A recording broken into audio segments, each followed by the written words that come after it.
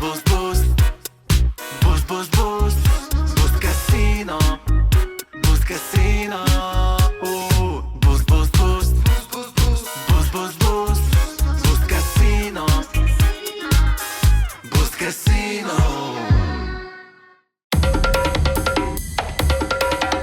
Eesti Esu. Saadet toetab Boost Casino. Tervist, head Eesti Esu vaatajad ja kuulajad. Tervist, Kaarel Ots. Tere! Kaarel, sina oled Tallinna börsi juhatuse esimees. Täpselt nii. Kui sa lihtsale inimesele ära seletad, siis mida see tähendab, kui ettevõte muutub börsiettevõtteks? Kõige lihtsamini, ma ütleks niimoodi, et siis ettevõte muutub avalikuks. Inglise keeles on public company. Ehk et sellest ettevõttest või selle ettevõtte edust, kui ta on eduks muidugi, saab osa või on võimalik osa saada sinna investeerides siis. Et see võetakse paati suurem hulk inimesi? Jah, suurem või väiksem.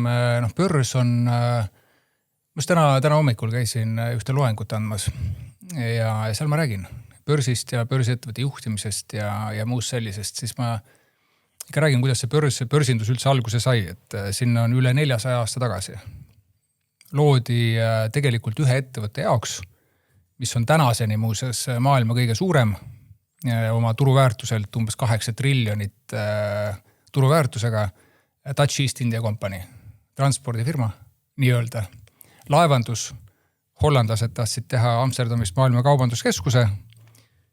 Ettevõttel oli pangalaenud, igasugune riigi toetus, aga siis mõeldi, et aga kui see on edukas, ja me arvame, et see on edukas, siis miks me võiks võtta rahvalt raha ja anda siis oma inimestele ka osa sellest edust. Ja nii ta käima läks.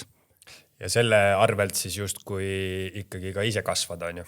Et kui sa saad raha juurde, et kasvada. No ikka. Et kui me niimoodi väga, väga lihtsustame, siis mis asi on kapitaliturg? Nagu see sõna isegi ütleb, see on kapital turult, eks ole. Ja selle, mitte siis vastand, aga see teine pool on pangalaenud. Ja mille poole see kapitaliturult kaasatav raha, mille kõige suurem osaline börs on. Erineb siis pangalaenudest on see, et seal on risk tõenäoliselt natukene suurem. Ja siis sellest suheldaksegi investoritega, et kui palju keegi on nõus seda riski võtma ja vastavalt sellele siis kujuneb see hind. Klassikaline selline nõudlus pakkumine. Isegi ma tooks sellise paralleeli, et mina käin peaaegu iga laupäev käin turul.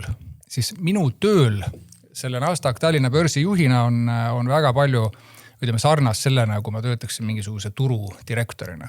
Et minu huvi on see, et meil oleks palju müüjaid ja palju ostjaid, et nad omavahel kaupleksid, eks ole, ja siis muidugi see ka, et tünga keegi ei teeks teistele. Ja nii ta ongi selline kõige läbipaistev kauplemisplats on see, mis ma ütlen börsi kohta. Ideaalis ta peaks olema siis nii investeerijatele kui ka ettevõtjatele selline win-win. Ideaalis. Ja miks ma ütlengi ideaalis, et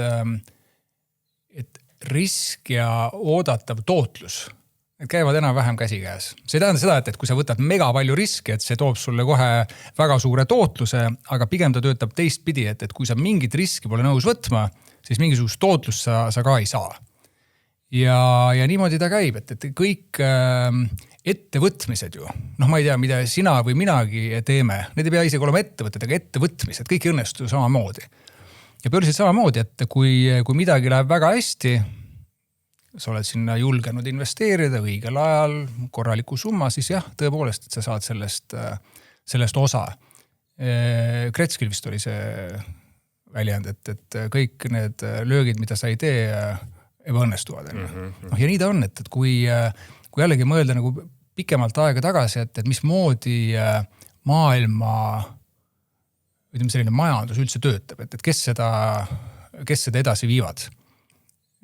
Tavaliselt ma tudengitelt küsin, et poliitikud räägivad sellest kõige rohkem, on ju. Aga edasi ikkagi viivad seda ettevõtjad. Et neil on mingisugused ideed, uudisimu, tahe asju teistmoodi teha ja kui need on piisavalt suured, kui need on piisavalt ambitsioonikad, siis nad jõuavad börsile. Noh, ja nii ta käib, et nende ettevõtete siis edust, mis veavad, ütleme, kogu sellist maailma majanduskasvu, osa saamiseks ongi umbes 2 varianti. Kas sa teed ise, selle ettevõtte siis on ju, või investeerid neisse. Või no 3. variant on ka, et ootad, et tuleks kommunism on ju, siis see jagab sulle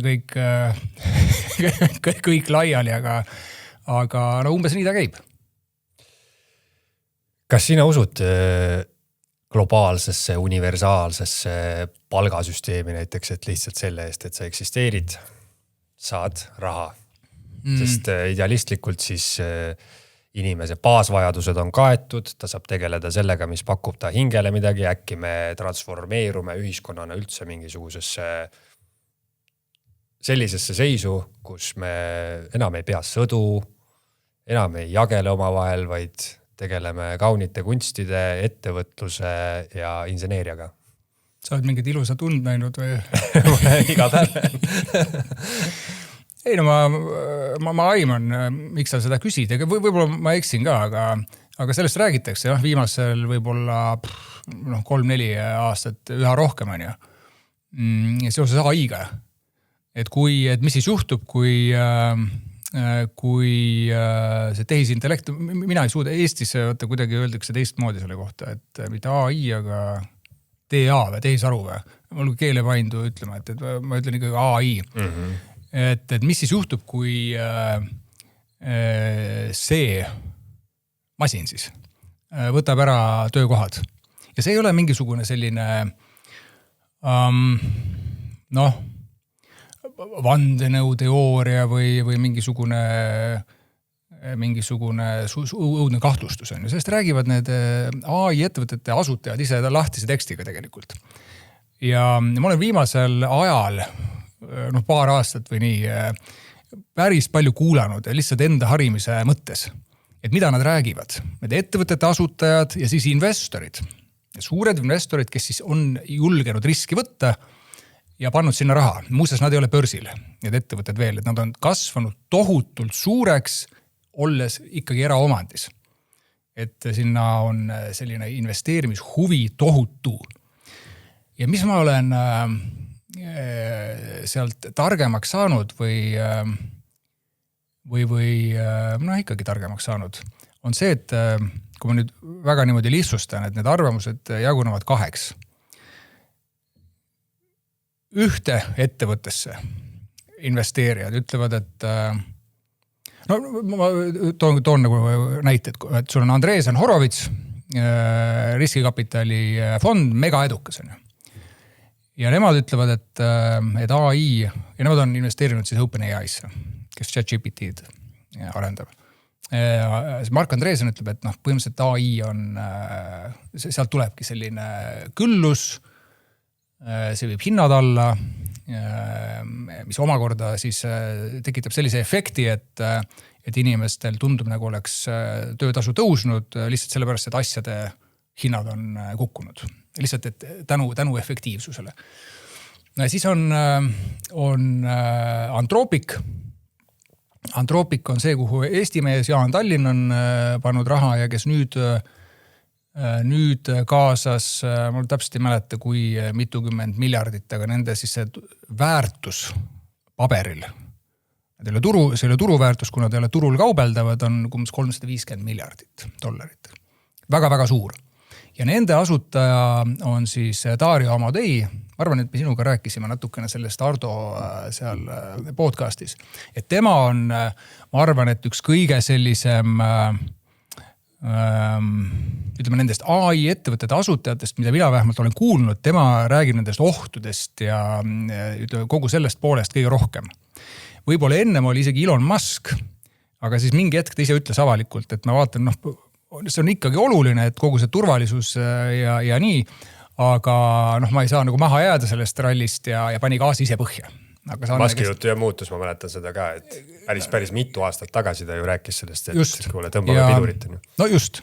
Ja ma jõuan nüüd sinna sellesse UBI-sse või sinna universaalsesse tulusse nüüd, et vahet ei ole ju, mis pidi ta läheb. Et kas ta läheb niimoodi, nagu räägivad optimistid, et see on, kõik on mega. või need lähevad niimoodi nagu, ma isegi ütleks, et on pessimist, aga selline pigem realist, et täpselt ei tea ju, mismoodi see asi läheb, et seal on igasuguseid ohte võib olla, aga sellest väga ei ole nagu parketikõlbulik rääkida lihtsalt, on ju. Et mõlemad pidi ta seab ohtu töökohad. Amodei on ise öelnud, et ma ei mäleta, kas 5 või mitme aasta pärast, kas oli niimoodi äkki, et juba 18 kuu pärast ta nägi, et väga suur osa siis töötajatest, need on siis, ta ise nimetab nagu entry level sellised nõustajad. Nõustamistööd tegevad inimesed, sisuliselt pole seda tööd vaja teha. Ja siis kokkuvõttes oli vist äkki oli 80% 5 aastaga või. See polegi isegi oluline, et mis see protsent on ja mitme aasta pärast, mõtteviis on oluline, eks, et mitte meie, eks, aga meil on ettevõtjad, kes töötavad välja mingisugust tehnoloogiat. Sisuliselt tarkvara, eks. Me täpselt ei tea, kuhu see välja viib. Meil on aimdus, et see võtab ära praegusel kujul tööd ja mismoodi me seda lahendame siis. Et siis ühe lahendusena ongi välja pakutud, et siis tuleks inimestele, et küsimus ei olegi nagu töökaotuses ju tegelikult, et küsimus on sellises natukene laiemalt, et nagu tähendus, et mis on see tähendus, et milleks ma siin olen siis. Ja see võtab selle ära. Ja siis selle nii-öelda, et kõigile raha, tehke mis tahate, sellega siis võiks see asi leeveneda. Ma ütlen ausalt, et ma ei ole seda suutnud ise niimoodi oma peas kokku jooksutada seda mõtet veel, et kui kiiresti see juhtub, minu jaoks vähemalt on selge, et mitte ükski tehnoloogia varasemalt ei ole nii kiiresti arenenud nagu see. Mitte ühtegi tehnoloogiasse ei ole pandud nii palju raha nii kiiresti nagu selle arendamisesse. Ja mulle tundub, et ka need riskid on kõrgemad. Seda on muidugi raske võib-olla võrrelda, et näiteks lennundusega, et alguses lennukid kukkusid alla ja autod tegid avariisid, eks, aga siin me räägime sellisest globaalsest asjast või masinast, eks, et mille eesmärk tundubki olevat see, et me teeme sellise või asendamegi looduse tehnoloogiaga. Ja ma võib-olla pikemalt sellesse nagu ei heietagi, et see on kindlasti lähiaja kõige sellisem murrangulisem teema, et kuidas see välja mängib. Ja ma arvan, et sellega on seotud väga palju muud, mis toimub majanduses, mis toimub poliitikas, geopoliitikas. Sõjanduses igal pool on ju. No jah. Näiteks, kui me võtame AI andmekeskused, kuhu see raha läheb, siis ma ütlesin, et väga palju investeeritakse, see on andmekeskused. Elon Musk on öelnud, et lähima 3 aasta jooksul, muuseas tema SpaceX kuulu jutt on see, et ta läheb see aasta börsile. Pani kokku ennast selle XAI-ga ja SpaceX-iga siis. Ja tema on öelnud, et lähima 3 aasta jooksul, ma enam ei mäleta, kui palju neid satelliite oli, mis ta plaanib saata orbiidile oma rakettidega ja ehitada ka andmekeskused kosmosesse. Minu jaoks kogu see mõte on juba kosmos. Sõna otseses mõttes kosmos on ju. Et siis need satelliidid, nad saavad tema jutu järgi 24/7 päikeseenergiat, kuna päike ei loo ju kosmoseseks. Ja maa peal ta näeb, et need piirid tulevad väga ruttu vastu, kui see tempo läheb sama kiiresti, et sul ei ole võimalik andmekeskuste jaoks saada elektrit. Donald Trump ütles alles hiljuti, et kui need suured ettevõtted, kes arendavad AI-d, soovivad seda jätkata, siis nad peavad ise ehitama endale sinna kõrvale mingisuguse elektri ja tootmise võimsuse.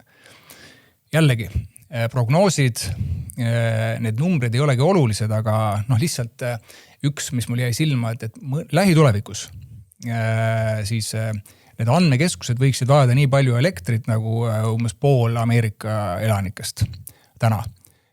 Siis vett ka vist 3 või see on meeletu, see on hoomamatu ressurss, mis sinna läheb. Ja sa ütlesid õigesti, et kaitsetöös samamoodi. Ja kuidas ta mõjutab poliitikat, sõdasid ja majandust on see, et sul on vaja kiipe, sul on vaja maavarasid selleks ja kus kohas need on, mitte ainult, aga peaasjalikud on kõik Hiinas. Ja nii ta on, et kas me räägime AI andmekeskustest, kas me räägime kaitsetööstusest, kas me räägime droonidest, mingisugustest tarkadest rakettidest või lennukitest või millest iganes. Sul on tohutu ja süvenev sõltuvus maavaradest. Ja isegi õnneks praegu hakkab see kliimahullus kuidagi ära kaduma jällegi paljuski tänu USA-le. Isegi kui sa võtad selle net zero teema, siis see täpselt samamoodi.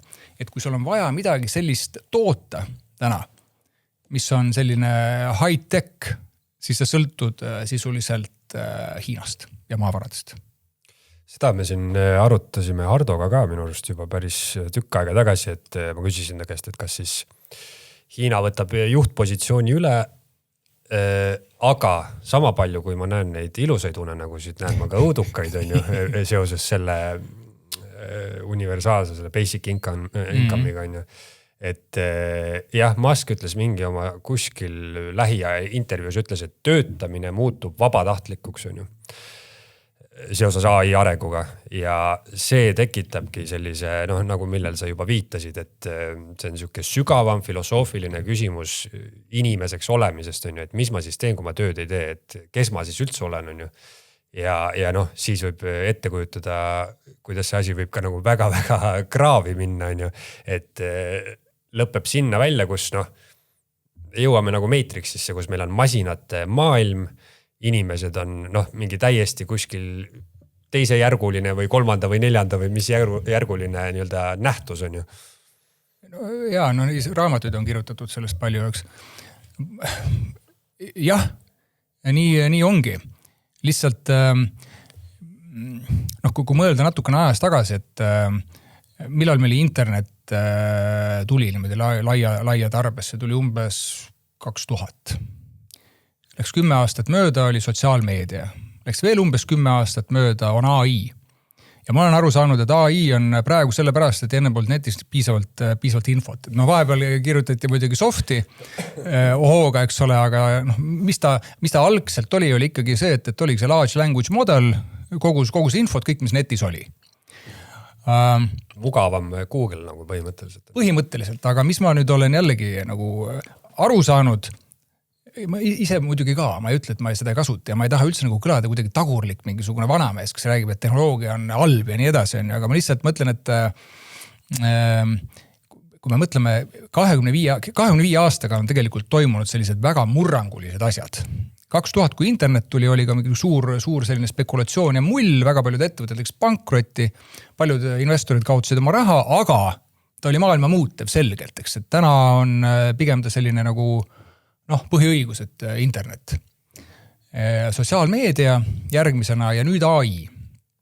Aga mis ma olen nagu jälginud on see, et kas inimeste nagu tervis ja selline vaimne ja füüsiline tervis, mis see on teinud siis sama ajaga. Võib-olla see aastate vahemik ei ole nagu korrektne, aga väga palju erinevaid uuringuid on ikkagi, et me ütlevad nii intelligentsi tase, emotsionaalseid intelligentsuse tase, on langustrendis ja ta oli enne AI-d juba. AI kohta on neid uuringuid on vähe. Neid on, aga nad ei ole seal on liiga vähe inimesi küsitletud. Üks oli MIT uuring, kus oli 54 inimest. Pidi esseesid kirjutama ja ühed võisid kasutada ChatGPT vist oli ühed Google'it ja kolmad pidi ise mõtlema, siis uuriti nende seda mõttetegevust. Et tekkis see mõttelaiskus väga kiiresti. Ja see mulle, pluss on siis ülekaalulisus on ju, et üks artikkel, mis ma lugesin, see oli isegi enne COVIDit vist, et see high-tech maailm muudab meid nõrgaks ja imelikuks.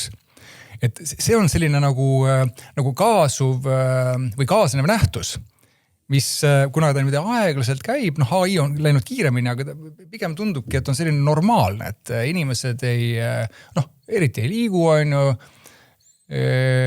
istuvad varsti need prillid peas, eks ole, et millega see asi lõpeb. Ja siis mõtledki, et kui ma ise oleksin investor kuskil sugusel mingis AI ettevõttes, et mida ma siis rääkima pean, et loomulikult ma räägin, et sinna elu lähebki. aga kas sellest läheb selline üldine heaolu? Ma ei mõtle heaolu nagu selles mõttes, et kui hästi meil läheb, aga see, kui hästi me ennast tunneme paremaks, no seda saame näha, et pigem praegu tundub, et läheb nagu vastupidi, et sellised asjad, mõtle mingi inimevolutsiooni peale, et me pole ju loodud selleks, et me istume toas kogu aeg, on ju, üldse istume ja ekraan on ees. Ma kusjuures spetsiaalselt olen jälginud, et jalutan kuskil, kui ma satun koolist tuleku või kooli mineku aega, väiksed jumbud on ju istuvad, praktiliselt igal ühel on telefon on käes bussipeatuses. No see ei saa olla hea, see ei saa olla positiivne. Aga jällegi, sellepärast ma ütlesin, et ma ei taha nagu targutada või olla kuidagi nagu tagurlik, et ta on elu osa, eks ole, ja ma ei ole ka seda meelt, et hirmsasti peaks midagi keelama.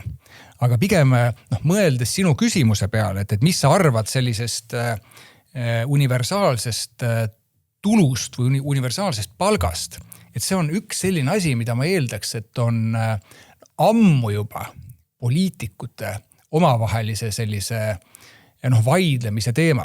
Ma absoluutselt ei näe seda. Sest mõtle, kui meil on sisuliselt 2-3 aastaga, meil on see AI teinud tohutu arengu. Et alguses ta oli see, et umbes ma küsin sinu käest, selline chatbot on ju. Siis sa aitasid mul, kui sina oled AI näiteks on ju, ma ütlen, et kuule, et Taavet, et tee mulle kokkuvõtte siin. Seda ma kasutan, teed väga hästi. Söödad sisse mingisugused tekstid ja teeb sulle kokkuvõtte. Aga sa pead ise aru saama, et kas see on õige. Aga ta tegelikult aitab mind, eks ole, hoiab aega kokku. Ja nüüd ma olen aru saanud, et kas oli nüüd äkki veebruar või üsna hiljuti tuli välja uus versioon, tuli välja nii ChatGPT-l kui sellel Claude'il. Ja see on juba niimoodi, et ma ütlen, et ma tahan, et see asi näeb niimoodi välja. Tee. Ja ta kirjutab koodi, ta ise testib seda ja kõike väga kiiresti. Ja see on nüüd see, et miks siis väga paljud töökohad, ma ei ütle isegi on ohus, aga et põhimõtteliselt sul on võimalik mingisugused tööd täna teha ilma inimese sekkumist, et teised niimoodi, et keegi vaatab need üle. Ja kui sa mõtled nende tänaste noorte peale, ma pean ennast ka muidugi nooreks veel, aga ütleme veel nooremate peale, siis meil on, ütleme see ajaaken, minu arusaamist järgi on mega väike. Ta on mega väike. Mulle tundub, et kui on selline üldine konsensus, ja ma ei tea, kas see on, aga meil on isegi kohalikud sellised tehnoloogiaettevõtjad ütlevad, et see on suur murrang, on, et Eesti peaks ka panustama siin. Ma peaks esimese asjana vaataks haridussüsteem. Kui see on, ütleme, see optimistlik stsenaarium rakendub, et AI teeb ära väga paljude inimeste töö, siis mina leian, et see, mida täna koolis õpetatakse, see on täiesti mõttetu. See on igand. Sellepärast, et kui, võtame näiteks, sa käid täna, ma ei tea, 7. klassis on ju, sul absoluutselt ei ole seda infot vaja, kui rakendub see stsenaarium, mille tulemusena on vaja inimestele hakata maksma seda universaalset palka, eks. Nagu basic palka. Et vaata, need on need küsimused, et mingi asi liigub väga kiiresti, et minu arvates me ei saa võtta sealt ainult seda utoopilist stsenaariumit, et me viskame sinuga jalad lauale, on ju, võtame mingisuguse raha vastu, eks ole, ja siis sina maalid ja mina tegelen mingi näitekunstiga. Ei, see käi päris niimoodi. Ja just see, et kuna see tempo on nii kiire, siis oleks vaja just selle teise poolega. Igasugused sotsiaalsed mured tekivad sellega. Ja kui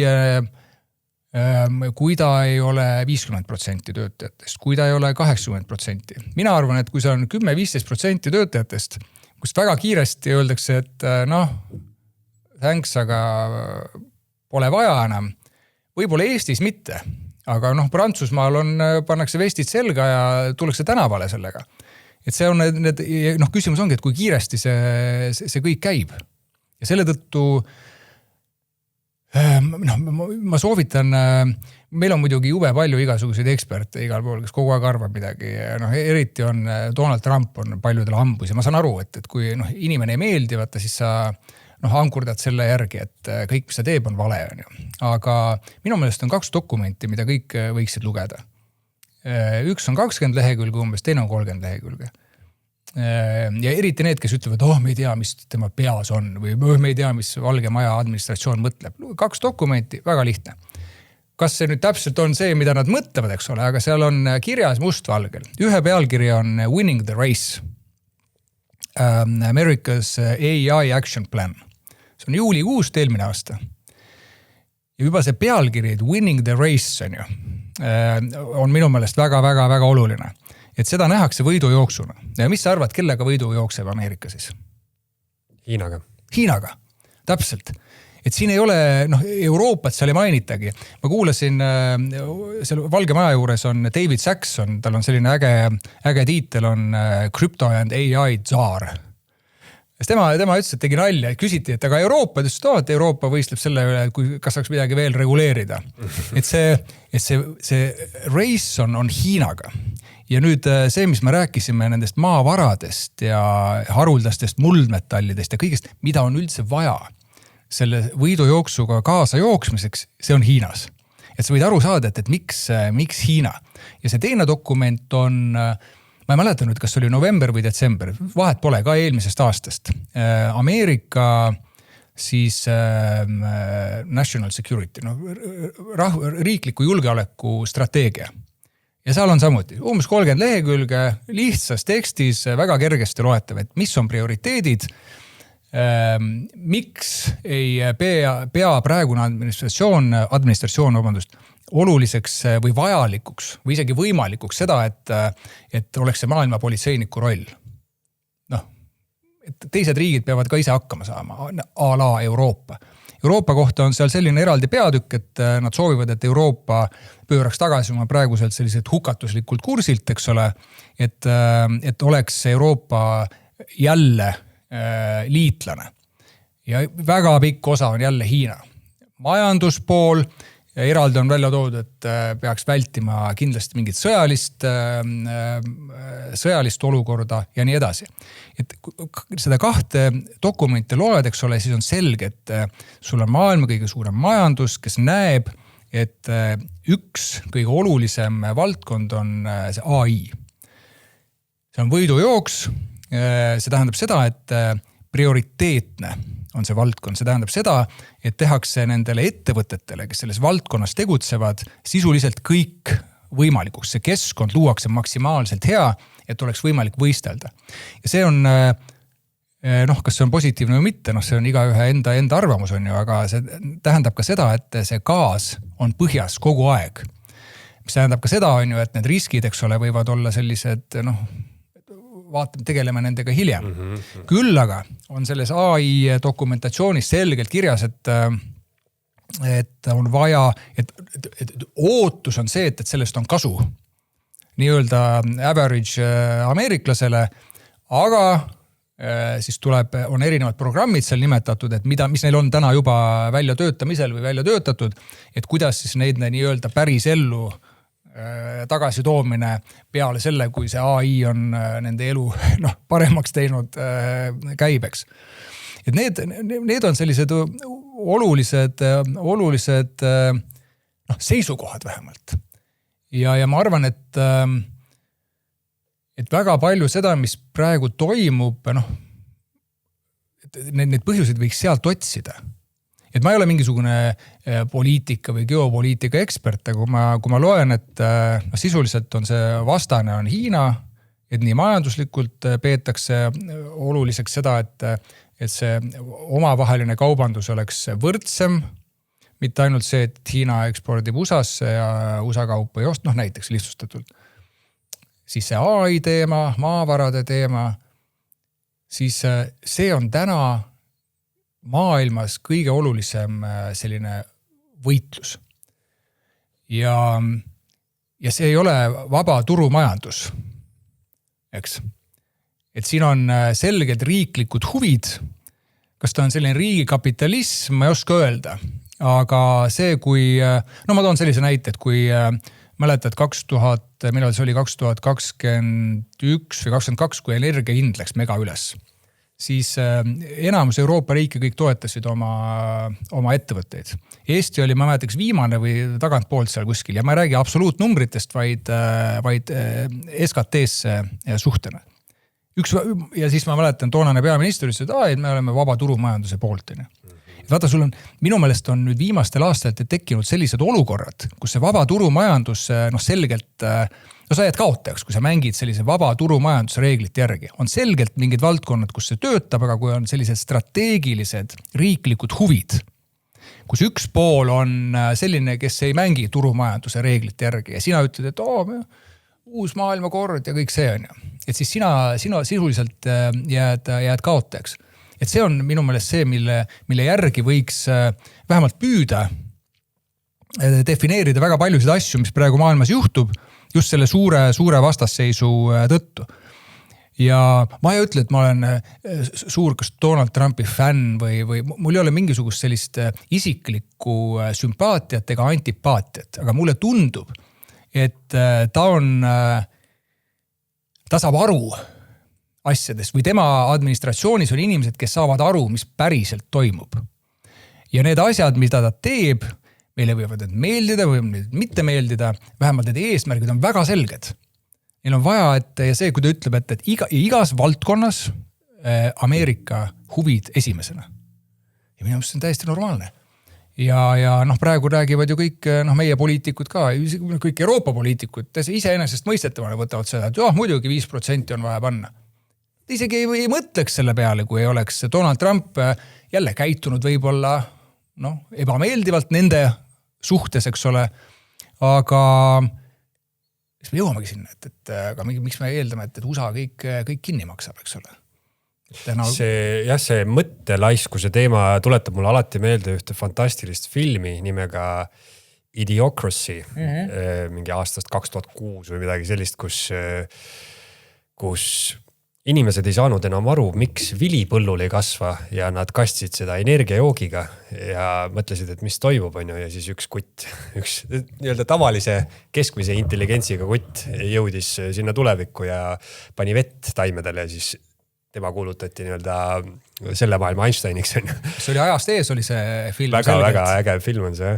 Ja sellega seoses mulle alati tunduvad ka sellised, ütleme, ma ei tea, roheteema või mingisugune sallivuspoliitika või mingisugused asjad, mis on meil siin Euroopas on väga-väga esiplaanil. Mulle tundub ka mingisuguse isegi tagatuules, et paljud asjad on nagu USAst alguse saanud, aga nüüd on USA, nüüd tuli Trump ja Trump paljud asjad killib ära või nagu pöörab tähelepanu mujal, aga Euroopas ikka veel jageletakse selle sama nagu kettas, et siis mulle tundub see, et sellised ilusad ideed on muutunud Trooja hobusteks, et näiteks rohepoliitika, loomulikult sa esitled seda ju väga ilusa ideena, koroonapoliitika, sa esitled seda, et sa ei taha, et su vanaema sureks, sa tahad enda keskkonda ju hoida, loomulikult sa ei taha ju ära lagastada seda, kus sa ise oled ja kus su järgnevad põlved võiks ka olla, aga siis tuleb mängu nagu kõik ilusad ideed, tuleb mängu mingi raha, tulevad mängu mingid huvid ja siis see idee muutub siukseks Trooja hobuseks, mis tegelikult on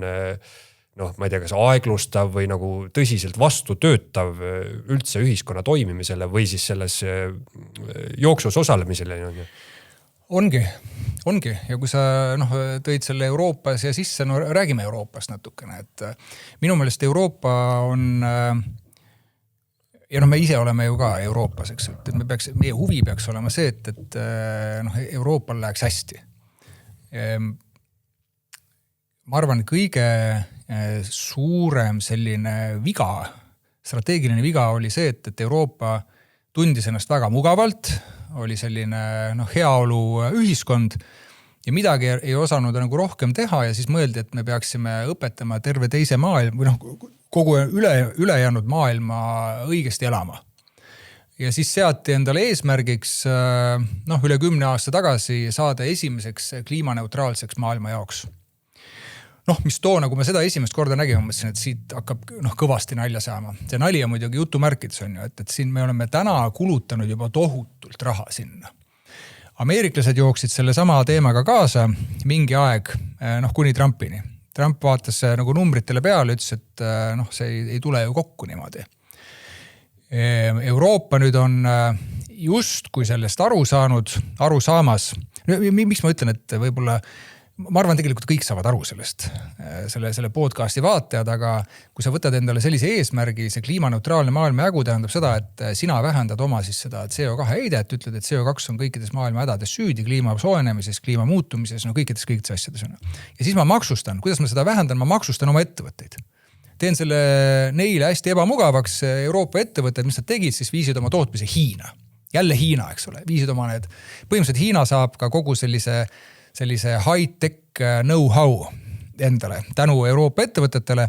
Nii, Euroopa CO2 tase tänu sellele langeb, kas maailma oma langeb? Ei lange. Kas alles hiljuti ma nägin üht head meemi, et üks joob Fantat, see kork, vaata, kork ei tule ära. Kork oli siin vastu nina, on ju, et mina päästmas planeeti, on ju, siis all oli see, et world leaders oli kõik raketid ja pommitamine ja see, kui me räägime CO2-st lihtsalt. Aga ma arvan, et sellest ei pea isegi peatuma, et see oli ülilihtsustatud, aga selle ülilihtsustatud idee peale on kulutatud triljoneid eurosid täna. Ja ükski Euroopa liider ei ole öelnud täna selgelt. Ja ma saan aru, miks, et ebameeldiv ja piinlik on ju, et see suund oli vale. Donald Trump ütles, et see selgelt vale suund on ju. Nüüd räägitakse, et meil on vaja konkurentsivõimet parandada ja nii edasi, aga sama A4 peal nii-öelda, kus räägitakse konkurentsivõimest, on ikka see decarbonization on sees. Ja nii kaua, kui sellest aru ei saada, nii kaua, sorry, aga meil pole mingit lootust. Ja mis on nagu veel huvitav, et on mingid ettevõtjad meil ka ütlevad, et Euroopa peaks ka andmekeskuseid ehitama ja värki ja särki on ju.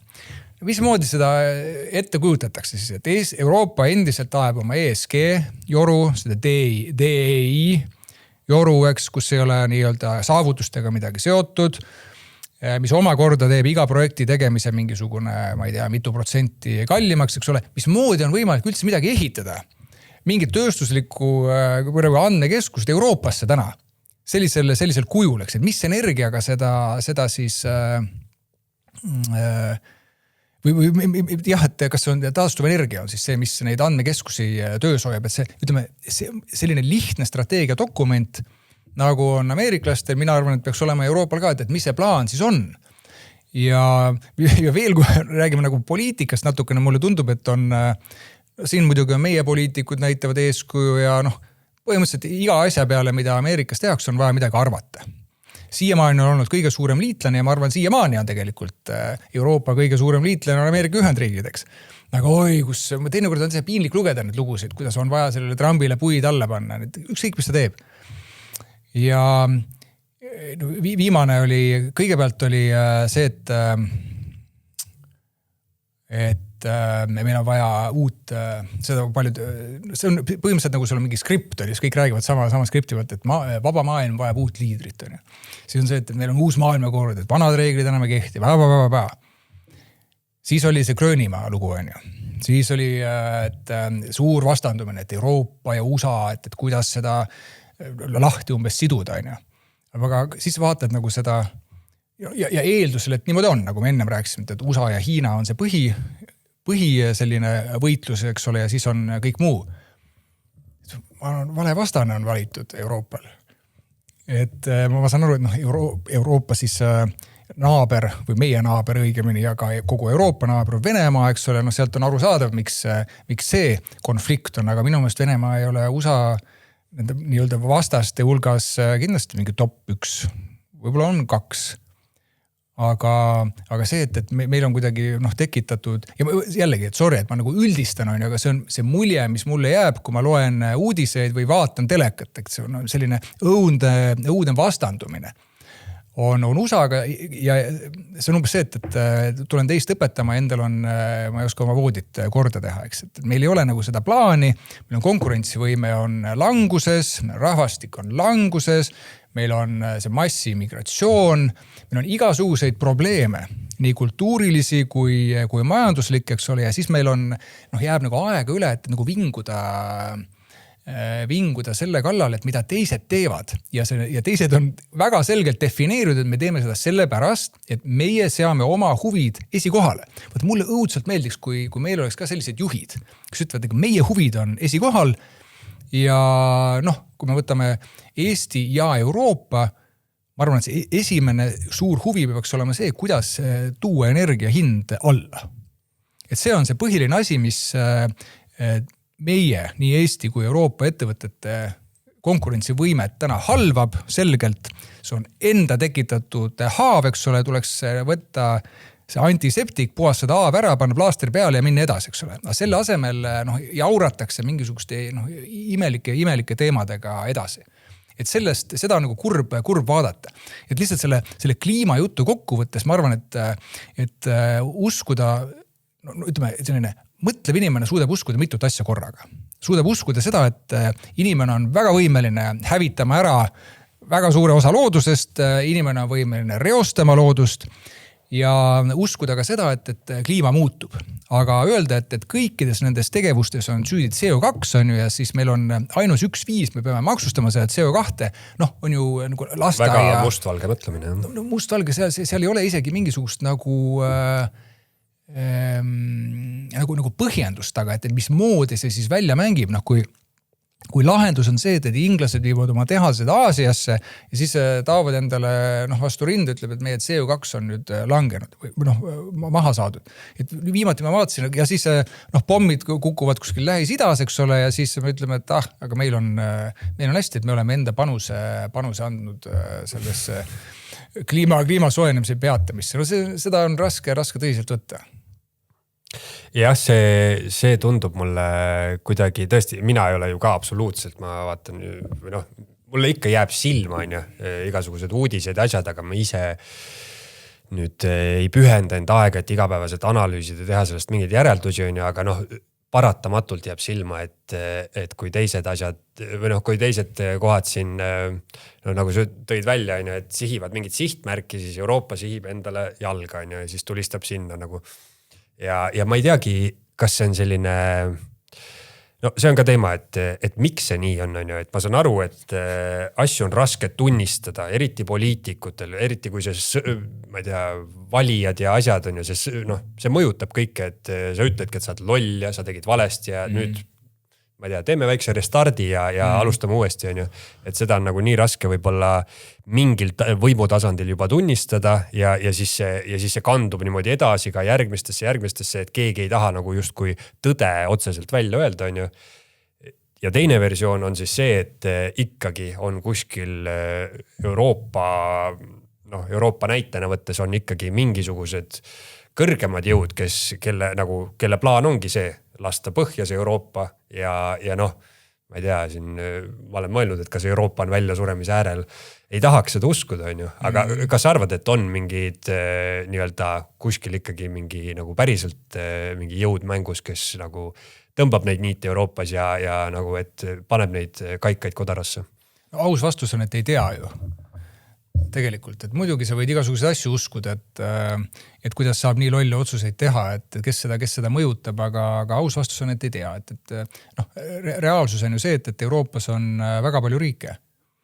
USAs on palju osariike, aga sul on ikkagi üks selline föderaalne siis riigi juhtimine, et tõenäoliselt mingeid otsuseid ongi raske teha, aga mulle tundub,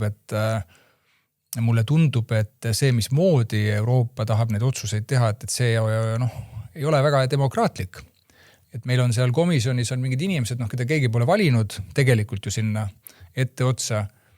Ja ma olen suga nagu 100% nõus, kuigi ma ei ole mingisugune poliitikaekspert, ma olen tavaline elu jälgija, eks. Ja tõenäoliselt ongi niimoodi, nagu sa ütled, et oma vigu on raske tunnistada, et kes mind siis tagasi valib. Aga mulle lihtsalt tundub, et praegused need teemad on nii olulised, neil on nii suur mõju, et seda ei saa nagu võrrelda sellega, et ma ei tea, jätsin mingisuguse silla kuskil ehitamata, et ma ei taha tunnistada seda, et oleks võinud ikkagi ehitada, et siis mind ei valita kuskile volikokku tagasi. Versus see, et kui me täna võtame Eestile kohustusi või Euroopale kohustusi, mis on selgelt üle jõu käivad, mis ei suuda mõjutada mitte kuidagi maailma kliimamuutusi, ei maailma temperatuuri, mitte midagi, millega käib kaasas kohutav arve, mille selles suuruses tegelikult need, kes neid otsuseid vastu võtavad, tegelikult isegi ei ole kursis. Nad ei tea, milline arve sellega tuleb. Et vaat sellist ja siis, kui tekib mingisugune selginemine, et see teekond on vale. Võta USA, et USA oli sellel samal teekonnal, nad ütlesid, et see teekond on vale, see ei aita meie konkurentsivõimele kaasa, me astume selle teekonna pealt maha. Ma arvan, et see ei ole selline asi, mille peale nüüd ütleks valija, et oi, nüüd on kõik. Sellepärast, et pea kõik Eesti erakonnad on olnud nende otsuste juures, moel või teisel. Vähemalt valitsuserakonnad, eks.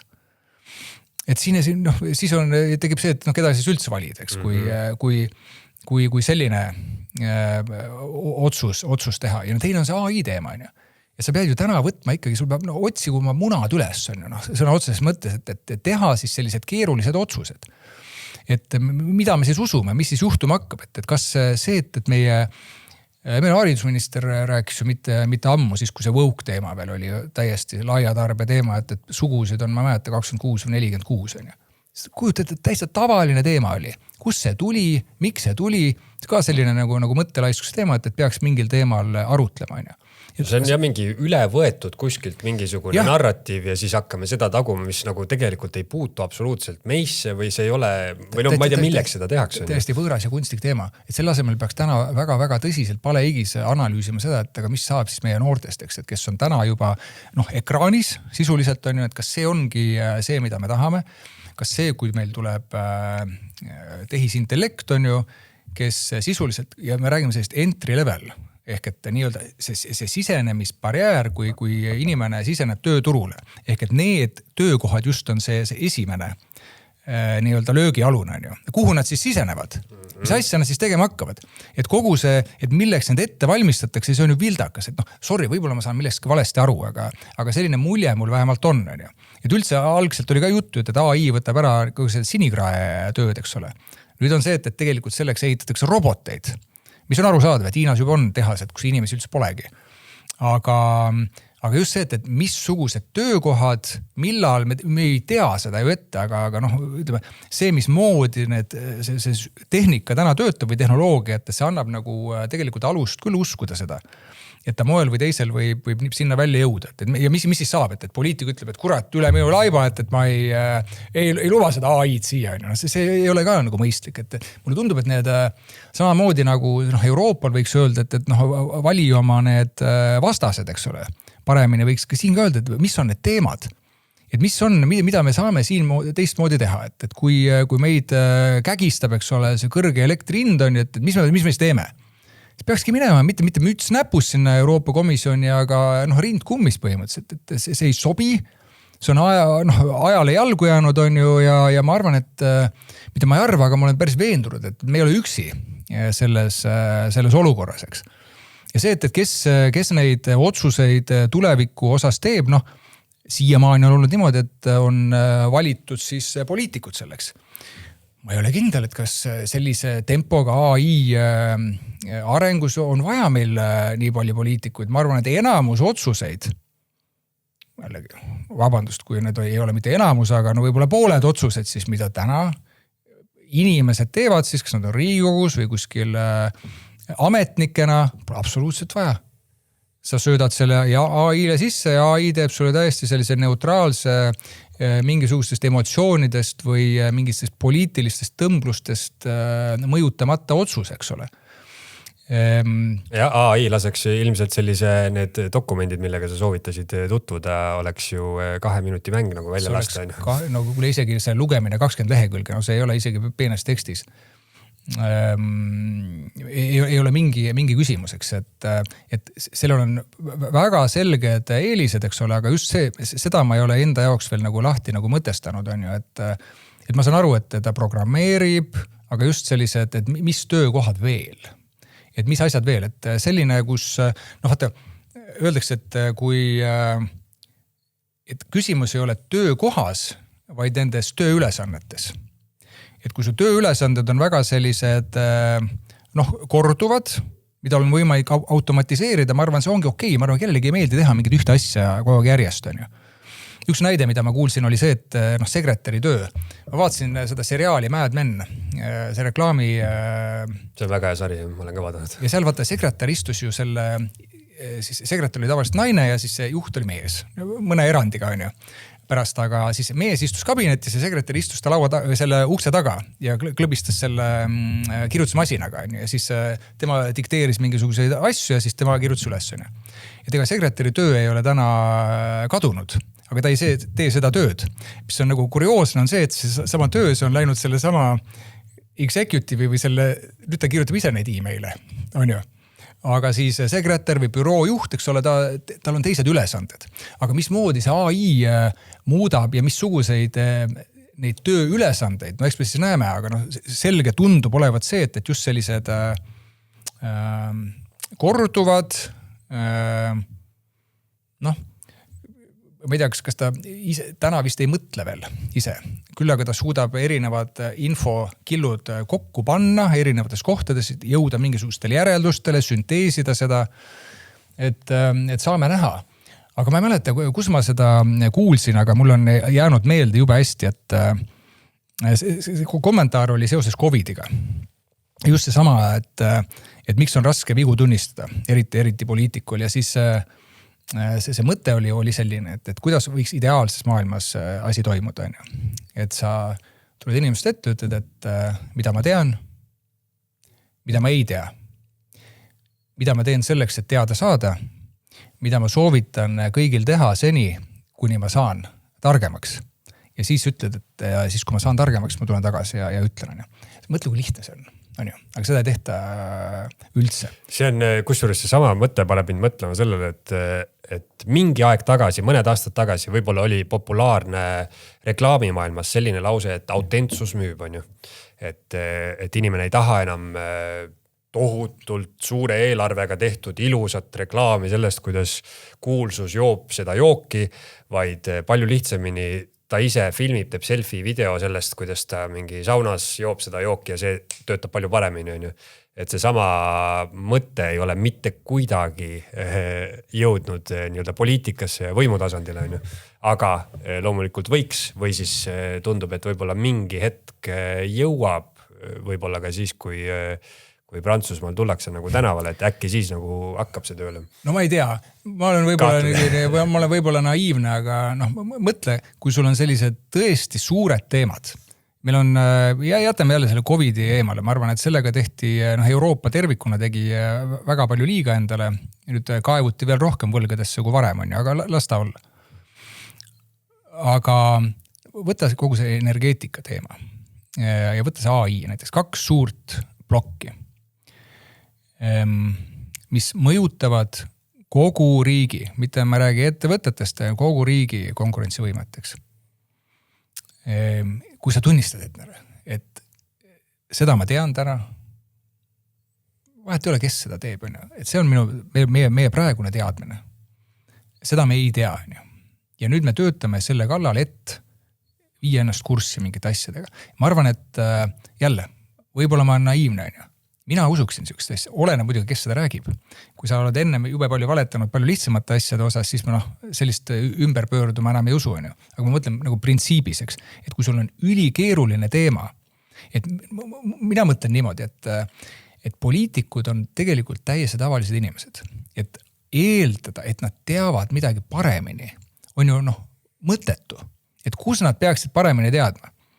Eriti kui me mõtleme mingitest praegusest põlvkonnast on ju väga paljud pole töölgi käinud nagu kuskil nagu poliitikast väljaspool, et miks nad peaksid teadma mingitest keerulistest olukordadest paremini kui teised inimesed on ju.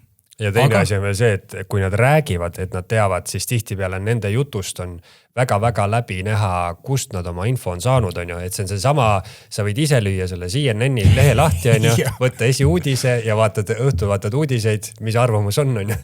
Et neil ei ole nagu võib-olla siuke vanakooli mingi arusaam on see, et ikkagi neil on mingisugused kohad ja nõunikud ja asjad, et nad saavad seda infot kuskilt nagu mingist salakohast, mis meieni ei jõua, aga tegelikult ei ole. Tegelikult ei ole, ja sellepärast ma ütlengi, et ma võin ju suhelda selle kas Claude'iga või ChatGPT'iga või Copilot'iga, vahet pole millega. Et ma saan umbes samasuguse info kätte. Ja siis me jõuame sinna, et kui palju Elon Musk hästi pressib seda, et see AI peab olema tõde otsiv, maksimaalselt tõde otsiv ja see on ka muuseas selles USA dokumendis kirjas. et AI peab olema maksimaalselt tõde otsiv, et vältida igasugust siis tsenseerimist. Seda sa oled kindlasti näinud seda pilti, kui see Google'i Gemini'l paluti pilti joonistada natsi Saksamaa sõduritest, kui kõik olid mustanahalised või? Ei ole näinud. See oli see woke aeg. Olid mustane, et siis oli see, et sul peab olema hästi nagu see mitmekesine kogu see pilt, eks. Ehk et... No vot see mõte tundub mulle konkreetselt mingisuguse Troja hobusena. Et siuke, ma ei tea, üleüldse seostada sellega, et kui sa vaatad, mille järgi tehakse otsuseid, mille järgi näiteks Euroopas me siin teeme suuri seadusi asju, tihti on nad sellised naiivsed, ilusad unenäod, moraalsed küsimused, asjad on ju, aga mulle tundub, et asjadest aru saada, siis on ikkagi see klišeeline lause, et vaata nagu kuhu raha liigub, on ju. Et siis sa hakkad nagu pihta saama, et mis point on. Ja vaat siin peaks rääkima mõne spetsialistiga, kes nagu päriselt aru saab, mismoodi treenitakse seda AI mudelit. Näiteks see sama kõige viimane ChatGPT, kas oli 5.3, nad ise ütlesid, et see ise aitas kirjutada ennast eelmisest siis versioonist paremaks. Et me oleme jõudnud kuskile sinna juba. Vot see on see hirmutav koht, kus AI teeb ise endast parema versiooni, sest ma arvan, et eks nad ise teavad, mis see kõige suurem risk või oht on, et ega seda päris ei jagata, aga ma mõtlesin just seda, et okei, ta kirjutab ennast ise ja nii edasi, aga kui me teame, et neid ju treenitakse seda mudelit, kuidagi õpetatakse. Kui ma nüüd ise hakkan seda kasutama, siis samamoodi, et väga oluline on see, mismoodi ma seda prompti või ma ei tea, mis see eesti keeles on. See küsimus sisuliselt, mida ma talt küsin, see on ülioluline, mismoodi ma seda küsin. Mitte lihtsalt see, et kuule, et siin on mu külmkapp, et tee mulle mingi retsept, mis on fine ka. Aga sellised keerukamad küsimused, et mismoodi ma temaga suhtlen, et see ka õpetab teda ja talle jääb see mällu. Aga nüüd, kui on selline olukord, kus esiteks on teda kallutatult mudeldatud kohe algselt, eks ole, et mismoodi saab olla, et sul on terve internet on nii-öelda infot täis, eks ole, ja sa paned mustanahalised natsid, eks ole, sinna. Esimese asjana, et tundub kallutajad, siis vabandati, et seal mingi jama oli. Aga korraks hüppaks sinna Euroopa juurde tagasi, et kõik need jamad, mis Euroopal on, leitakse veel aega ning energiat, et tegeleda tsensuuriga. Euroopa Komisjon on ise välja öelnud, et on vaja seda jälgida ikkagi, mida inimesed räägivad, kus kohas nad räägivad ja siis ennetada. Tõsimeeli, et nagu muud probleemi poleks. Ja siin ma mõtlen, et see on küll väga kahtlane ja ohtlik, et kui me liigume sellise maailma poole, kus sisuliselt sa uudiseid ei loe, et sa vaatad seda AI-d, eks ole, küsid, suhtled temaga, mida ma olen kuulnud, et väga paljud juba teevad, et on nagu semu sul, et sisuliselt sa veedad enamus aega kuskil virtuaalreaalsusse. Ja nüüd keegi siis saab talle nii-öelda selle tagaukse koodi ja suunab siis seda. Et mismoodi see AI peaks siis vastama sulle, mida ta peaks vastama sulle. Et see ei ole nagu tühja koha pealt ei tule see truth seeking või see tõde otsiv teema. Ja neid näiteid on palju, sinna pole mõtet minna, aga kui see tempo jätkub sama kiiresti ja siis sul on mingisugune riik, oletame Hiina, ja siis on mingisugune riikide kogum, nagu on Euroopa, kes arvad, et see on väga hea mõte, et tuleks tsenseerida ja tsenseerime võidu veel. Ja kuhu me siis välja jõuame sellega. Ja siis me jõuame sellisesse jälgimisühiskonda, mis ma arvan, et eile just klõpsasin teleka lahti, täpselt samal ajal rääkis mingisugune politseinik, et nüüd me hakkame droonidega jälgima liiklust. Alles oli, ma ei tea, kus kohas see oli.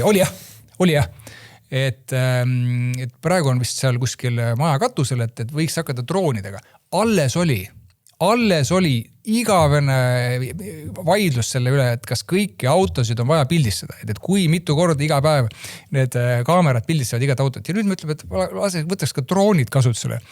Ma enam ei mäleta, kes see postitas, et mismoodi siis need Iraani juhtkond maha võeti, et see oli, neil oli endal tehtud mingisugune see jälgimissüsteem, kes jälgis inimesi, et noh, kui naisel juhuslikult jumala eest ei olnud seda purkat ees. Noh, ja siis Iisrael väetavalt häkkis sinna süsteemi sisse. Siis leidis, kus see on ja no vaata, need on minu meelest sellised ohtlikud teemad, et kus sa nagu esiteks ei tunnista, et sul on majandusega jama majas, on ju. Sa ei tunnista endale, et sul on rahvastiku, ütleme, kogu see demograafia on väga-väga halvas seisus, eks ole. Siis sa ehitad endale mingisugused õlgmehikesed, kellega võidelda. Nendega see võitlus ei tule välja, mõnega võitlusest oled oma võttest, oled pikali, eks ole. Siis arvad, et on vaja hambaid teritada siis maailma suurima majandusega ja nii edasi, nii edasi, nii edasi.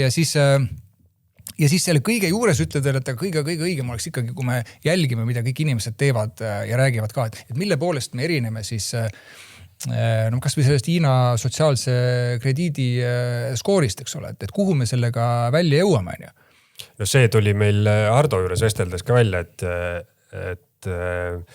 12 000 inimest pandi ju Inglismaal vahi alla, et Facebookis kirjutatu eest on ja Venemaal oli see 400 või midagi selline arv on. Isegi kui see on Venemaal suurem, siis see ei tähenda seda, et Inglismaal peab olema ta selline nagu ta on. Ja väga üllatav on. Ja see, ütleme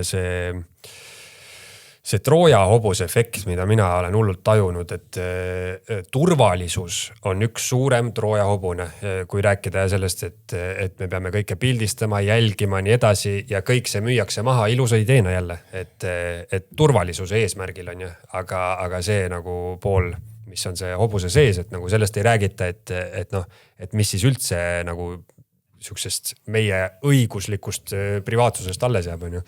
Nii ongi. See Paul Kingsnorth, minu meelest me seal ka mainisime teda, et tema on öelnud, et midagi, millestki räägitakse tervise ja turvalisuse sildi alla, siis läheb peaaegu kõik loosi. Noh ja nii, et me nägime COVID ajal seda ja nüüd on kogu see, et see on teie enda heaks, eks ole, et me jälgime teid ja nii edasi. Et ma ei ole üldse kindel, et see on hea plaan. Ja kujuta ette, kui me liigume sinna, et tuleb see universaalne basic income, on ju. No mis siis veel tuleb? Ma olen päris kindel, et tuleb mingisugune digitaalne idee, et millega oleks võimalik siis seda raha inimesteni kärutada, on ju. Ja mille poolest, see teema on ju ka laialdaselt üleval. Et tuleks teha see digitaalne idee. Mille poolest, ma mäletad, et meil on olnud tegelikult see digitaalne idee. Mis selle nimi oli? Vaktsiinipass oli selle nimi. Selle nimi oli vaktsiinipass ja see kõva kära oli sellest, eks ole. Aga mida see vaktsiinipass lubas teha, oli käia ükskõikus kohas. Et kui otsustati, et kui sul ei ole seal nii-öelda seda templit sees on, siis sa ei ole restorani ei saa, jah. Ükskõik kuhu. Ja tegelikult on see tehnoloogia kõik on olemas ja ma arvan, et käed sügelevad kindlasti paljudel, et kui sa viid sellise asja massidesse ja sa sisuliselt ei saa oma raha kasutada ilma, et sul oleks, kusjuures see raha kasutamisega, ma just üks päev olin poes, rahakotti kaasast polnud, mõtlesin, et mõtle, kui mul telefoni ka poleks, et ma ei saakski midagi osta. Et sul on nii paljud sellised kohad, kus sa käid, eeldavad, et mul on telefon kaasas. Et mul peab olema sisuliselt arvuti taskus kogu aeg. Et ma pean ennast kas identifitseerima seal või raha mul on sinna liikunud juba, et see on omaette teema. Ja omaette teema on kogu selle süsteemiga digitaalsus on ju, et ja siis nagu sa ütlesid, et kõik, mis on digitaalne, on siis see häkitav ja mõjutatav. Ja vajab elektrit. Ja seda ma saan aru, mingit üleküllust ei ole. Ja see on jälle oma suur teema, et mismoodi teha niimoodi, et need ettevõtted, kes siis vajavad seda oma nende andmekeskuste ehitamiseks ja AI mudelite jooksutamiseks, et need peaksid siis kuidagi ise sinna panustama. noh, nende argument on see, et aga kõik saavad ju sellest kasu päeva lõpuks on ju, aga jällegi, ma ei tea, kui pikk see lühike perspektiiv ja keskpikk on, eks ole, aga mingil hetkel on see, et meie kõigi elektri hind läheb üles, sellepärast, et meil on vaja võita see võidujooks. Kuidas see inimesele mõjub või inimpsüühikale või rääkides mingist vaimsest tervisest, siis ma olen ka mõelnud, et raske on seda sõnastada, on ju, aga nii palju ma olen välja mõelnud, et see kuidagi lööb inimesesse mingisuguse lõhe, mida ongi raske sõnastada, aga see, et päris maailm ja siis see, mis on justkui reaalsus, mida sulle presenteeritakse, et need ei ole absoluutselt enam omavahel mingisuguses korrelatsioonis, on ju, et sul ongi mingi kerge näide, kus ma ei tea, näiteks ettevõtja peab uksed kinni panema energiahindade tõttu, on ju, ja siis ta teeb uudised lahti ja vaatab, kuidas meil nii-öelda juhtkonnas vaieldakse siis sugude üle, et kuidas Kristina Kallas vaidleb selle üle, et mis meil peaks olema kooliõpikus, on ju, mitu sugu kirjas. Ja siis sinust tekib siuke nagu mingi ebakõla üldse nagu reaalsuse suhtes, et mis asi on siis reaalsus, on ju. Et kas see, mida ma iga päev näen või see, mida mulle iga päev nagu presenteeritakse reaalsusena. Ja see, siuke mingi filosoofilisel tasandil juba mulle tundub, et võib nagu sinna inimeseks olemisse mingisuguse lõhe lüüa. Ma arvan, et ta on juba, ma arvan, et see, millest räägitakse, et vaimse tervise kriis ja kõik see tegelikult tuleb sellest tehnoloogiast. Ma ei oska nagu näppu peale panna täpselt millest, aga ma arvan, see on kogum. Ma olen päris veendunud, et me ei ole loodud selliseks eluks, kus meil on nii palju infot kogu aeg, mida me peame ise sünteesima, me oleme kogu aeg mingisuguse sellise nagu non-stop müra sees, et keegi kuskil tõi hea näite, et sa oled sporti teed, sa oled kogu aeg punases, et sa ei saa nagu rahuneda. Ja kui sul töö on ka selline, et sul kogu aeg tuleb non-stop, et ma arvan, et mingisuguseid asju saab ise teha, eks, et sa sunnid ennast, sa käid looduses, tegeled spordiga ja nii edasi. Aga just jällegi mõeldes nagu noorema seltskonna peale, et kes kasvavad üles nagu ekraanides, et ma arvan, see mitte üheski asendist ei ole kasulik. Ei füüsilisele ega vaimsele tervisele. Et varsti ongi, kõik on sellised õlad sisse poole, sellised lodevad inimesed, eks ole, aga jube hästi oskavad AI-d kasutada. No see on ammune teooria, et me muutume tulnukateks, kes on suurte pöialdega, suurte silmade peaga, aga keha on täiesti kokku, ja suguorganid kaovad ka ära. Ja varsti, ja siis tegelikult sul ei ole ka neid pöidleid vaja, et varsti sul toimub, sul on mingisugune neurolink või kiip, eks, et kurat teab, aga ma arvan jah, et see tempo ongi paljudele liig on ju. Aga mismoodi seda muuta, siin ongi, jõuamegi sinna, et vaja on sellist liidrit või liidreid, eks, et kes ütleb, et mis on see plaan, et kuhu me soovime liikuda ja liikuda selliselt, et võimalikult paljud saaksid kaasas käia selle teekonnaga, et ei ole see, et sul esimese suure võbelemise peale jäetakse suur hulk inimesi maha, eks ole.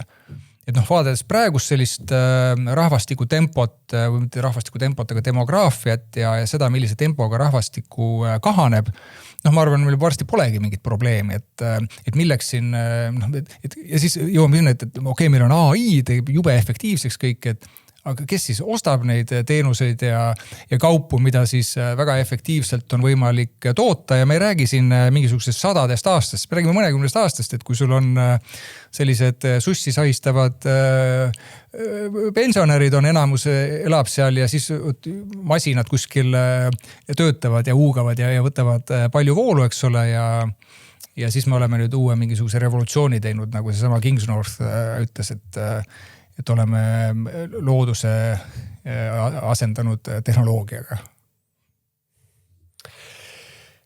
Jah, aga ma olen ikkagi optimist ka, et ma usun, et mingi hetk, paratamatu on see, et kui on ju väga palju survet kuhugi panna, survet, siis mingi asi kuskilt järele annab, on ju. Ja ma ei teagi, kas see, või kuidas sina hindad või mis see nagu hüpoteetiline suund võiks siis olla, kas või Euroopast rääkides, et siin on ka ju, ütleme, suur hulk neid riike on ju meil, kes kõik justkui maagiliselt et jõuavad alati ühele nõule ja kõik toimub demokraatlikult, on ju.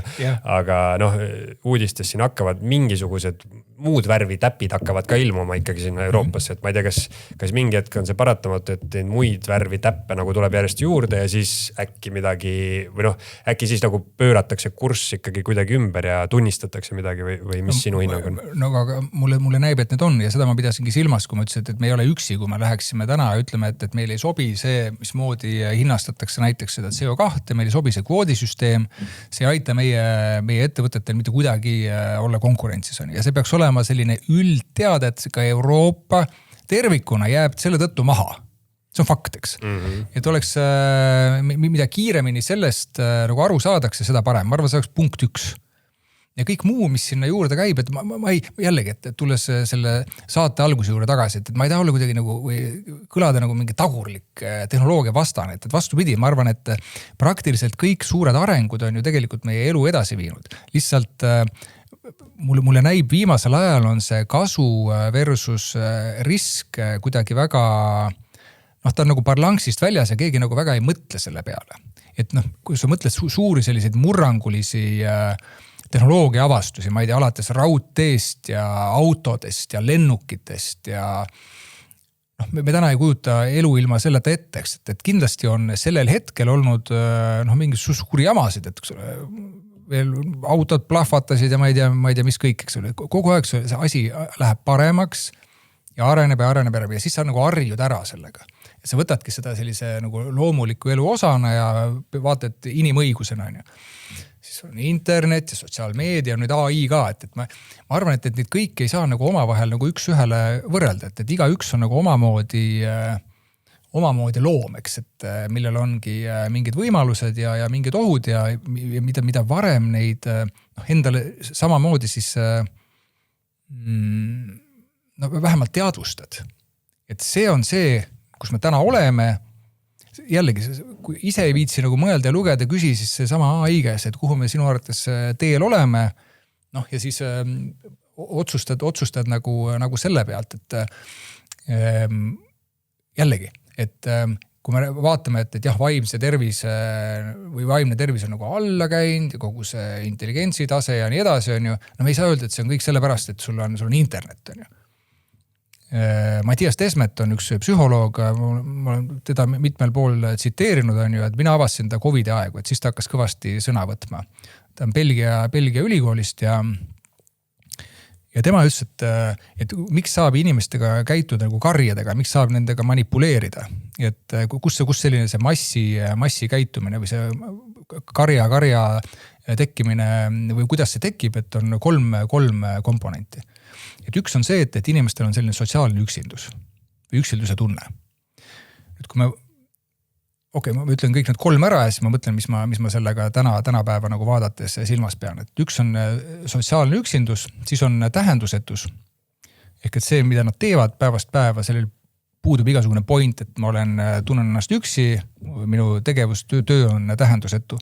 Ja siis 3 on selline ärevusseisund.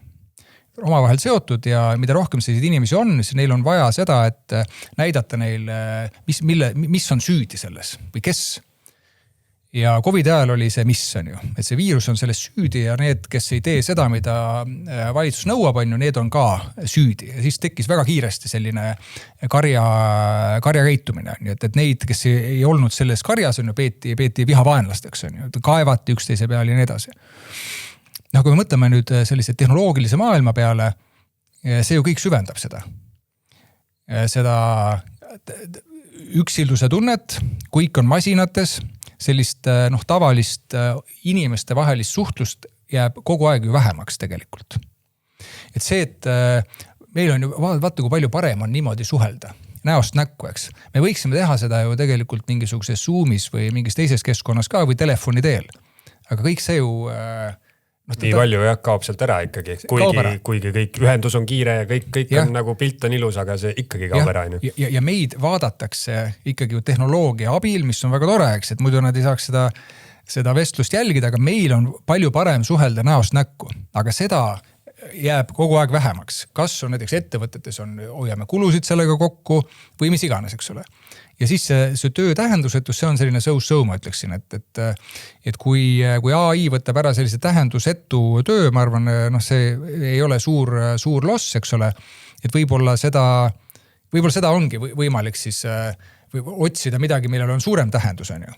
Aga see selline üldine nagu ärevusseisund, seda ju pekstakse ka sulle hommikust õhtuni kuskil läbi erinevate meediakanalite peale, eks, et ma ei näe, et see kuhugi kaoks sellega, et me liigume üha rohkem sellise tehnoloogia nagu sisse, et see tehnoloogia ja virtuaalsus, see kontrollib nagu enamust aega. Ja siin ma arvan, et on võimalik küll ise teha.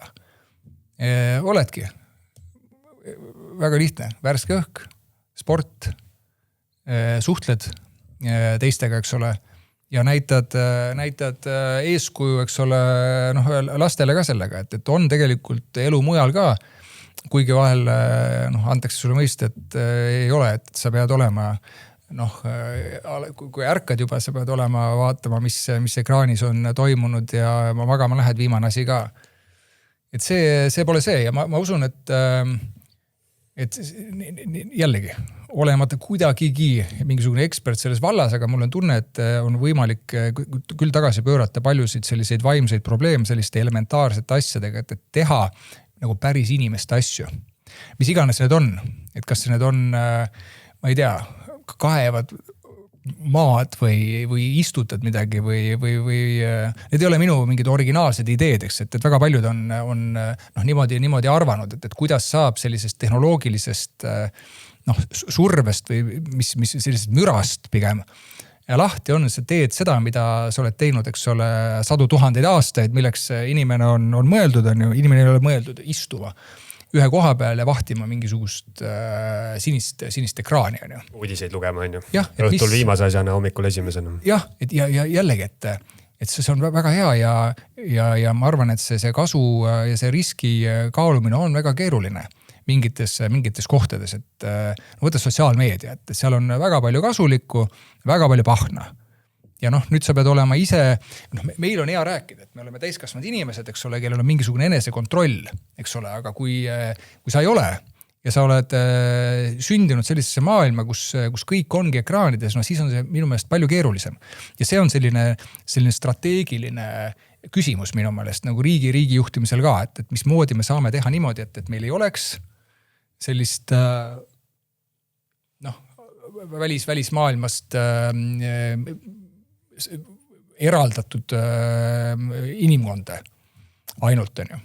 Jah, see ongi ja see nagu, ma ei tea, mingi reaalsuse ja üldlevinud narratiivi nagu täielik ja siuke kõikumine, mis ei pea paika, mis tundub mulle ka, et nagu sa räägid, ei mõju inimesele hästi ja siis on ka need 3 asja, mis sa välja tõid, võib mõelda ka inimeste peale, et on nagu enne ja pärast seda inimesed on enne interneti inimesed, pärast interneti, kes on sündinud interneti, samamoodi sotsiaalmeediaga, et kõik, kes on sündinud 2010+, ega nemad ju ei tea enam, mis on elu enne sotsiaalmeediat, et kus sul ei olnud profiili, siis võib-olla ongi siuke klišeeline lause, et siis sind ei olegi olemas, on ju. See on hea point. Ja AI-ga samamoodi, et on inimesed, kes siia sünnivad nüüd, on ju, kes ei oskagi enam midagi muud moodi, või see on nende reaalsus, on ju, ja siis on inimesed, kes me mäletame, et AI-d ei olnud mingi 10 aastat tagasi, me ei rääkinud sellest, on ju, nüüd me räägime chat GPT-ga, küsime, kuidas pastat keeta.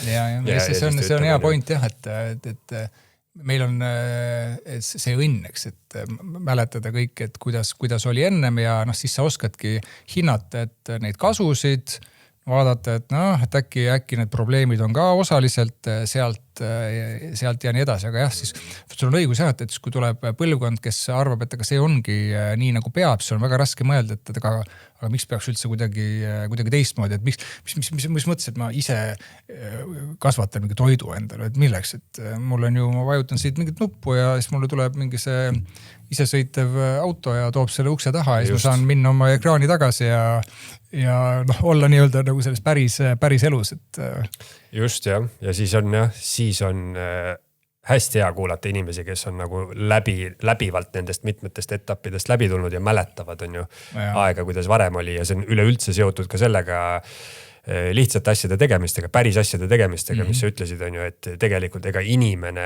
ise on samasugune nagu ta oli väga ammu tagasi, et nagu suures plaanis on see ju väga-väga väike aeg, mis meil siin tohutud muutused toimuvad, et kuidas me oleme ekraani kolinud või me oleme nii-öelda pilve kolinud viimase 26 aastaga enam-vähem on ju.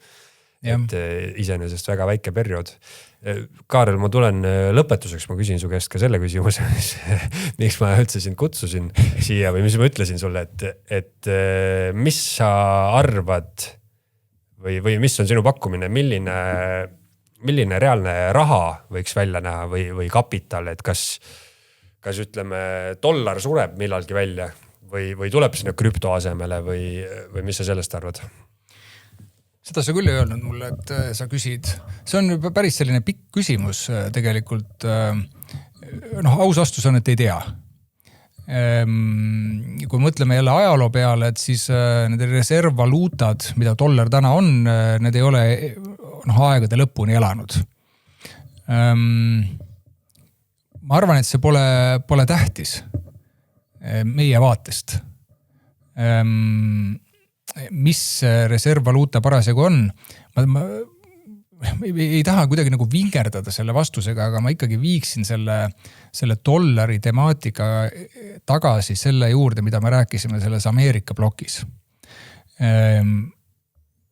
Seal saadakse aru, et niimoodi edasi ei saa. Seal saadakse aru, et konkurentsivõimega on vaja midagi ette võtta. Seal saadakse aru, et on osa tööstust vaja tagasi tuua. See oli ka üks asi, millega kohutav kiun oli, kusjuures üle maailma, mitte on teist, et Donald Trump on hulluks läinud, et kes tahab tööstusesse tööle minna Ameerikas. Küsimus ei ole selles.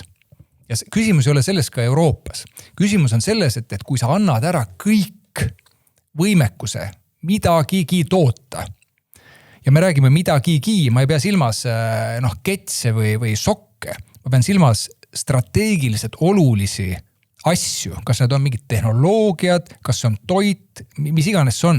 Kui sa annad selle lihtsalt ära kellegi teise kätte, mingi teise riigi kätte, siis sa lihtsalt annad ära oma sõltumatuse. Et kuidas sellest nagu aru ei ole varem saadud, ma ei tea.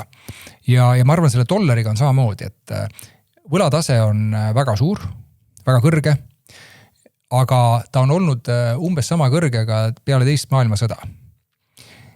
On teada, et on võimalik võlataset vähendada ja mulle näib, et seda üritatakse ka Ameerika Ühendriikides teha. Et kuidas sa saad võlataset vähendada, konkurentsivõimet parandada, on see, kas suurendad tulusid või vähendad kulusid. Väga lihtne. Ja kuidas siis oli võimalik neil peale teist maailmasõda võlataset väga kiiresti, ehk väga kiiresti oli 10-aastane aken.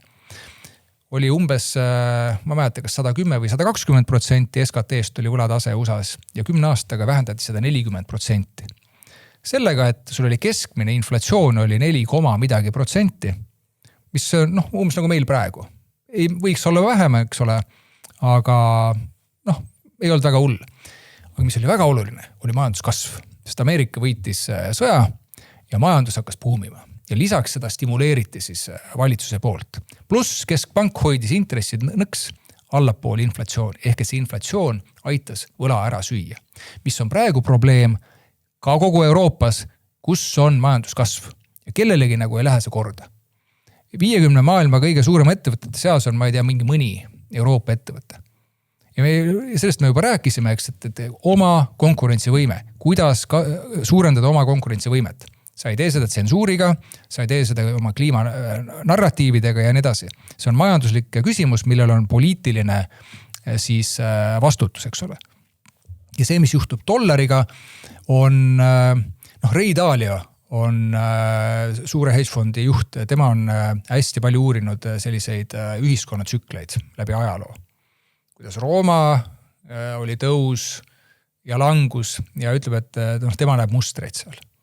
Et sul ja need tsüklid võivad olla erineva pikkusega.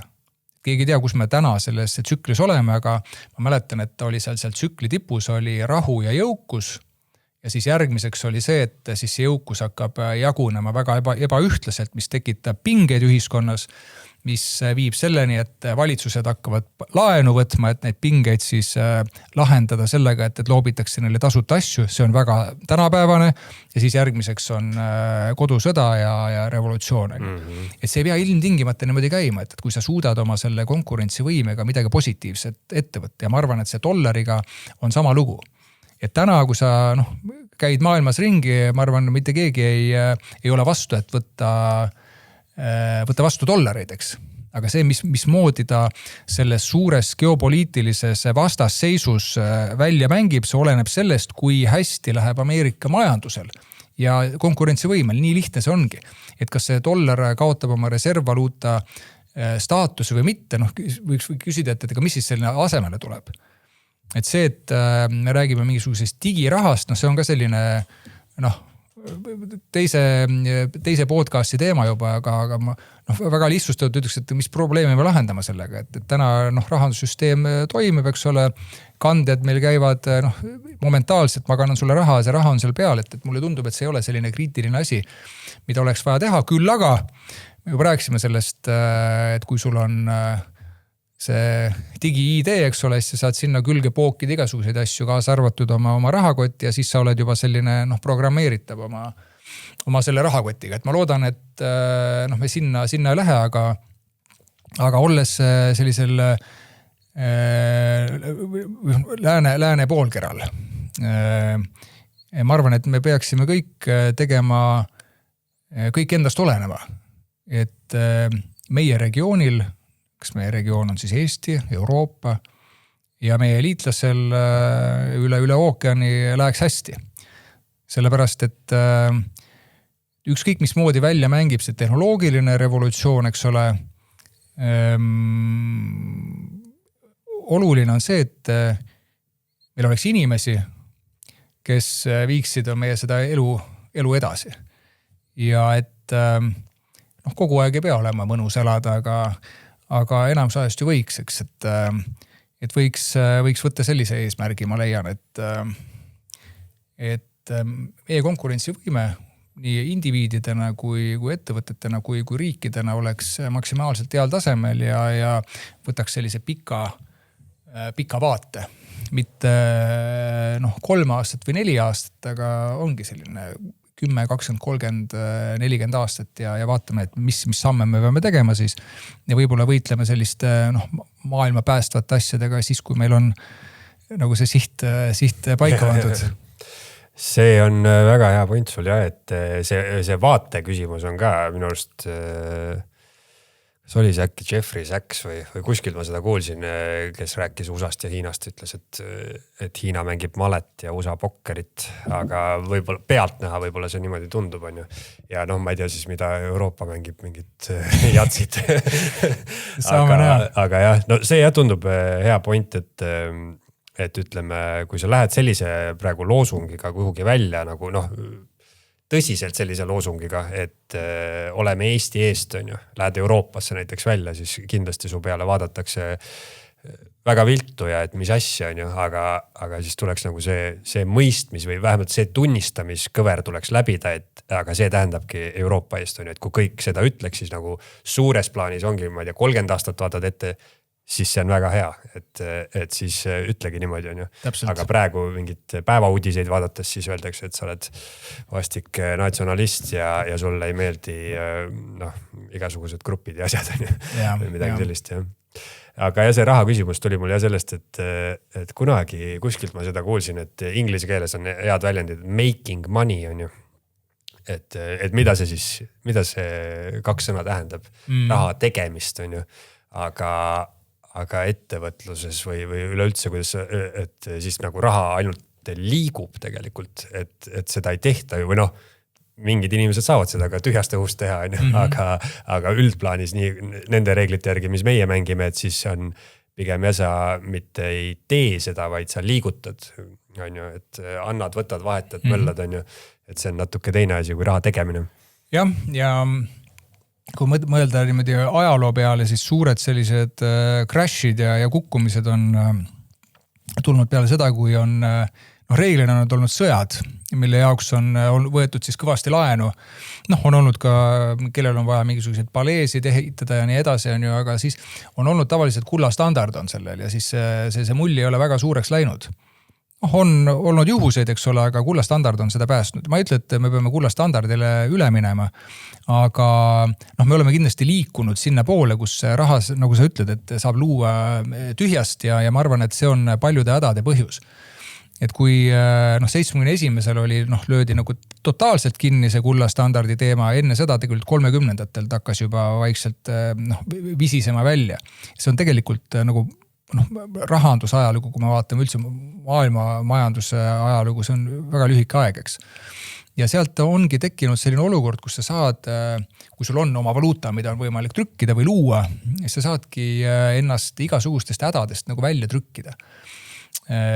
Ja siis tekib see, et kui nagu häda pole või mingit kriis või probleemi pole, siis saad ikkagi seda raha trükkida ja teha mingeid uhkeid valimislubadusi ja siin me oleme täna, et kõik on ennast nagu kõrini kinni laenanud, et kui sul oleks vaja täna kuidagi majandust stimuleerida või validagi mingisugusest strateegilisi selliseid objekte, mis iganes need võiksid olla. Sul on väga keeruline seda teha, sellepärast, et keegi nagu väga laenu ei saa võtta ja siis peaksid seda trükkima ja siis kui sa trükid raha, siis tekib inflatsioon ja et selline lodev rahapoliitika ei ole nagu midagi head kaasa toonud. Aga jällegi, teada on, et sellest on võimalik või seda on võimalik parandada, eks ole, kui sul on normaalsed eesmärgid ja sihid ees. Jah, ja see tekitab sellise ka jälle mingisuguse dissonantsi siis ütleme mängijate vahel, et kui meil on kokku lepitud, et mängime kõik seda mängu, aga siis kõik ei mängi nagu ühtede reeglite järgi, et see tekitabki mingisugused mullid kuskil ja mingid langused teisel pool ja kõik läheb nagu kuidagi tasakaalust välja. See ajaloo etappide uurimine, et siis tuleb ikkagi võib-olla kokkuvõtvalt saab seda öelda selle klišeelise lausega, et tugevad mehed toovad head ajad toovad nõrgad mehed toovad sitad ajad. Super. Kusjuures ma seda kasutasin oma loengus, et see on täpselt niimoodi. Ja me ei tea täpselt, kui pikad need tsüklid on, aga niimoodi ta on ja ma arvan, et kui sa paljude käest küsid, siis täna me oleme seal, kus nõrgad mehed toovad need kehvad ajad on ja loodame siis, et varsti tulevad need tugev. Kusjuures tänapäeval see männ on võib-olla ikkagi inimene, et meil on ka palju naisi, kes suudavad neid aegu kehvasid tuua. Ja, aga selle üle vaielda, et mis soost sa oled ilma, enne sa ütlesid väga hästi, et kui sa paned chat GPT-sse sisse mingid asjad, siis ta ja kui sa promptid selle õigesti, et siis ta annab sulle vastused või kokkuvõtted või järeldused ilma emotsioonideta. Et see on samamoodi, ma ei tea, mingi juhtide valikul või rääkides, et miks meil ei ole naisi seal nii ja nii palju, et see tundub mulle väga emotsionaalne argument, et kui me päriselt tahame toimida, siis valime inimesi kompetentsi põhjal ja kompetentseid on nii naisi kui mehi kui kõiki on ju. Väga nõus, aga siis jällegi, et on mingisugused valdkonnad, et kus on jube hea teha ilma emotsioonita otsuseid, aga siis on jälle sellised, kus see inimemotsioon on see, mis paneb või eristabki meid sellest masinast, eks ole, et me peame lihtsalt vahet tegema, et millal me tahame üht ja millal me tahame teist, et see on nagu see, et kui Milton Friedmanil oli selline hea võrdlus, et kuidas inimene kulutab raha, ja siis ta võrdles seda, et kui ta kulutab enda raha enda peale, enda raha teiste peale, teiste raha enda peale, siis teiste raha teiste peale, et need on kõik väga hoopis teistsugused, et vaat sellised asjad, kus kulutatakse kellegi teise raha, maksumaksja raha, see peaks olema täiesti emotsioonivaba. Samas, kus on sellised igapäevased ja sotsiaalsed lävimised on ju, see on ju väga-väga tore, kui inimesed on emotsionaalsed ja inimlikud, eks ole. Just, sellega võtamegi kokku. Suur aitäh sulle. Aitäh. Eesti Esu.